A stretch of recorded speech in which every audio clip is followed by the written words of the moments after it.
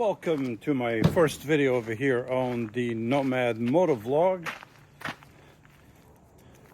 This is my traveling companion, folks. My kitty, Marina, and this is my new Harley Pan America. I used to have a cruiser. I had a Harley switchback. Let me take this off real quick. I built this trailer just recently. I had a 5x8 trailer that I bought specifically for the size of the previous motorcycle that I had. I had a Harley switchback, which is just slightly smaller than Road King. When I bought it, I didn't know what I liked. I knew I liked Harleys, and I knew I liked the Road King type of bike. And that was my first motorcycle. I bought it in 2020. Yeah, baby. I have a friend of mine in Illinois that taught me how to ride. I never thought I could ride a motorcycle. She taught me how to ride a motorcycle. After riding her motorcycle for a couple of weeks, I decided I was going to buy a Harley. Had 8 hangers, didn't have any bags. I thought I didn't need any bags. Eventually, I bought a $400 custom leather side bag. Soon after, I realized that was not enough. So I ended up getting Viking bags. The reason my channel is Nomad Moto Vlog, I'm basically a nomad, folks.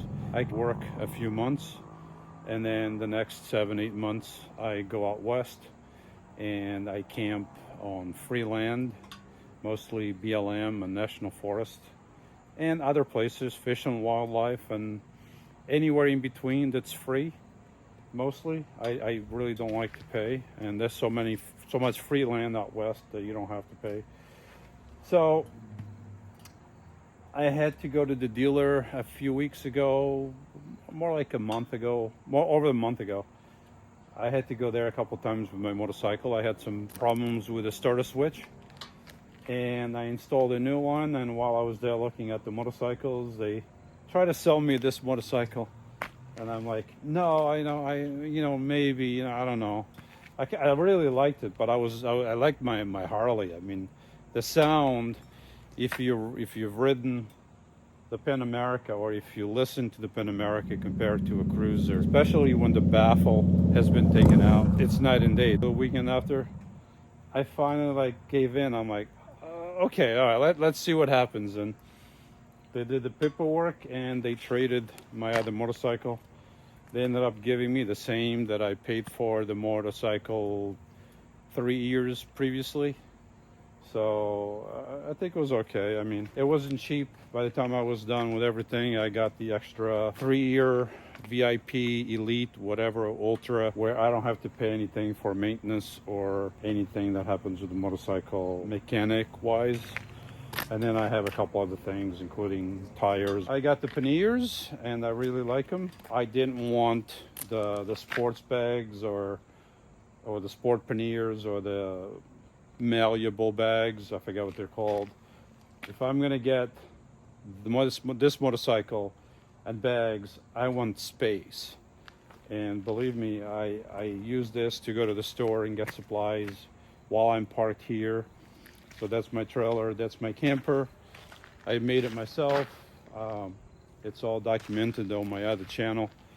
So if I'm gonna have a motorcycle with panniers or big bags, I want to have big bags. I want to be able to go to the store and fill this up with groceries and put water over here, and I'm all set. One of the first things I did when I got the motorcycle was to order the risers, the radiator guard, skid plate. I find that these risers, they go 2 inches up and they lean slightly backwards, but I feel that's not enough for me. I'm 5'10".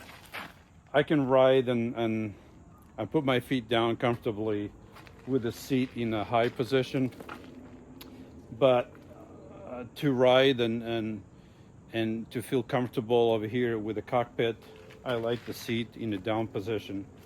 And that way, these bars, even with the risers, still feel like they're too far forward. My other motorcycle was totally different feel. I have the 8 hangers. I had the backrest, so I'm leaning back. I feel relaxed. My feet are forward.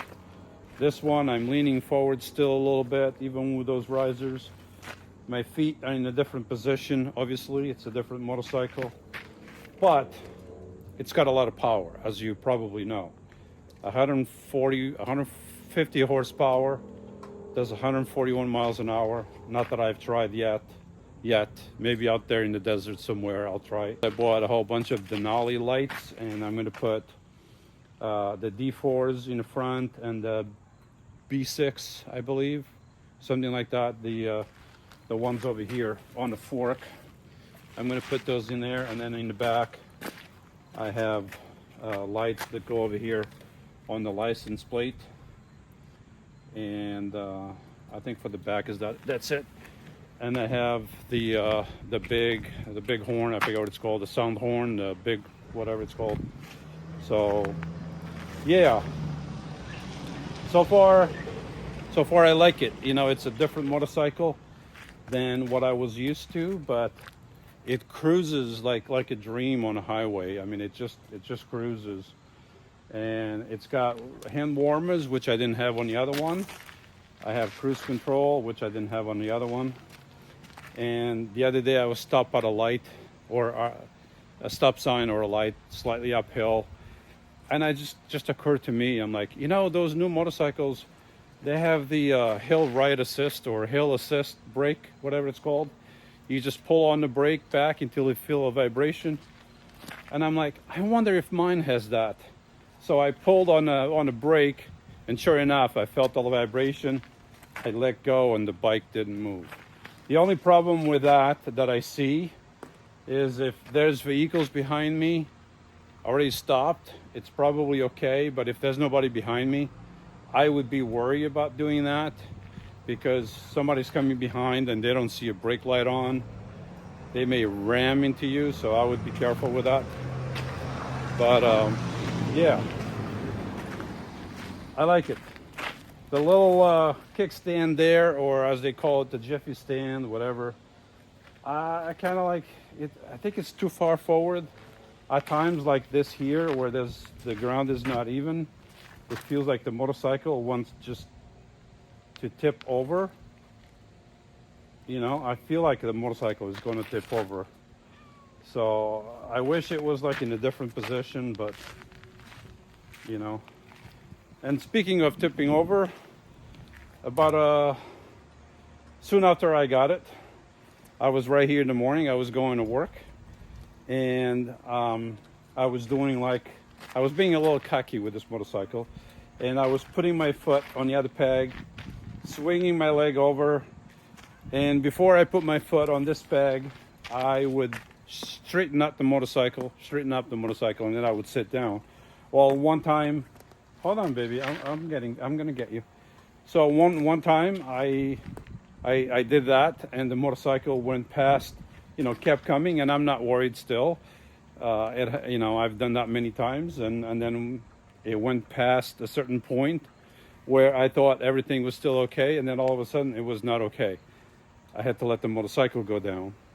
And then, of course, I was in a hurry, and I had all my gear on to go to work. I'm trying to pick it up. I didn't have the panniers yet, and I couldn't pick it up. It's lying perfectly flat on the ground. I know I can pick it up. It can be done. I wasn't having the patience to do that morning, so I flagged the guy over here down, driving a truck. He helped me pick it up. We bring the motorcycle up. I look at the kickstand. I see that the kickstand is out. Second mistake. I let go. We started letting go. I'm like, yeah, you can let go. And all of a sudden, the motorcycle goes over to the other side. And I scratched a little bit of the engine guard and just scratched slightly a little bit of the of this hand guard over here. But that was lesson number 2, you know. Always make sure that kickstand is down. I looked at it. I was used to the other motorcycle. I thought, yeah, I can. It looks down, and no, always go around, make sure the kickstand is down, or reach over. You know, with the other one, I could just reach over and do that. And I knew when the kickstand was out. This one, I guess, I didn't know. It looked like it was out, but it wasn't. But yeah, it's funny because I can lift, or I can pick up a 900-pound road glide if it tilts over. But this one, because of the center of gravity and because it lays all flat, it's very hard to pick up. But anyway, this is my first video. I'll have the Nolly lights installation pretty soon. Maybe I'll put a link, or I'll have my editor re-edit the video of installing these panniers, and I'll put it over here on this channel.